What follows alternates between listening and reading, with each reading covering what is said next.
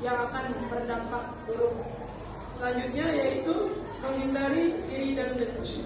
Sifat iri dan dengki kita semua sudah tahu bahwa sifat tersebut merupakan sifat tercela yang Allah Subhanahu wa taala membenci hal tersebut. Oleh karena itu, orang yang memiliki sifat khauf pastinya akan menghindari sifat-sifat tersebut karena rasa takut yang ia miliki.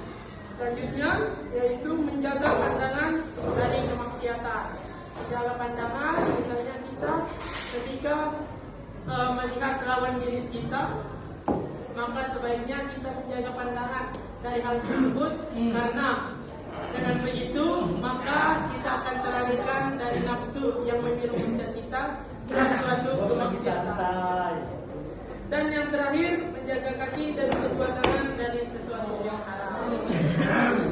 Maksudnya menjaga kaki dan tangan dari sesuatu yang haram. Misalnya tangan kita jangan digunakan untuk mencuri, terus kaki kita juga jangan digunakan untuk melangkah maksiat. Gunakanlah tangan misalnya buat sedekah, kaki untuk melangkah. Nah, sekian rangkuman yang dapat kami sampaikan. Wabillahi taufiq wal hidayah. Wassalamualaikum warahmatullahi wabarakatuh.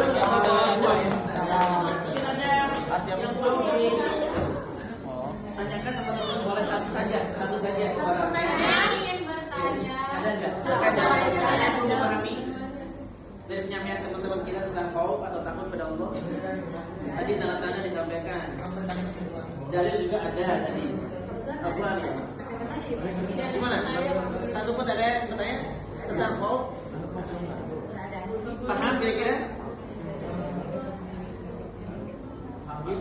Yang lain ada benar? Paham berarti ya?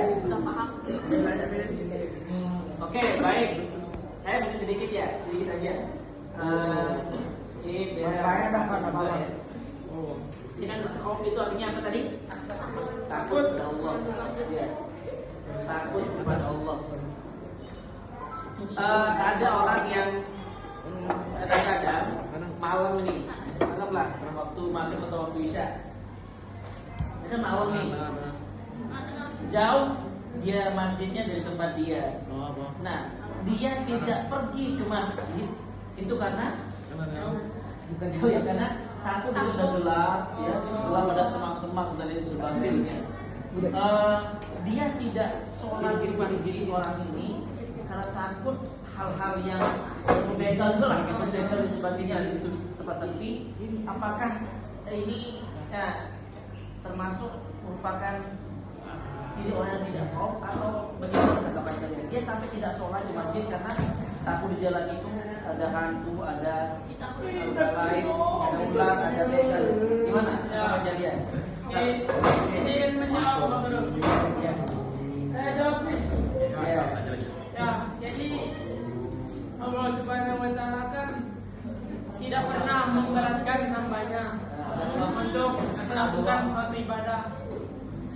Hal tersebut pastikan semua manusia memiliki rasa takut akan hal baguru yang dijelaskan tadi.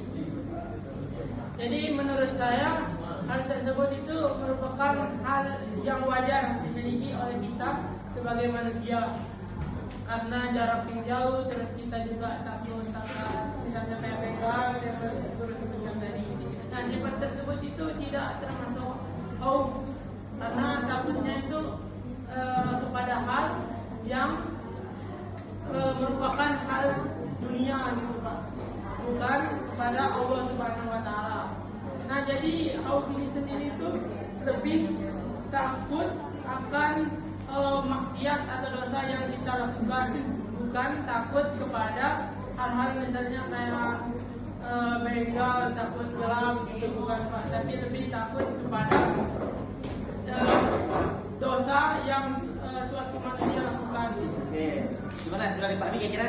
Ternyata khauf yang disampaikan itu adalah khauf yang takut untuk melakukan maksiat, takut kalau di kasus tadi itu wajar memang orang takut ya. Jadi mungkin di situ ada 4 orang yang memang semak banyak ular dan takut juga begal dan sebagainya.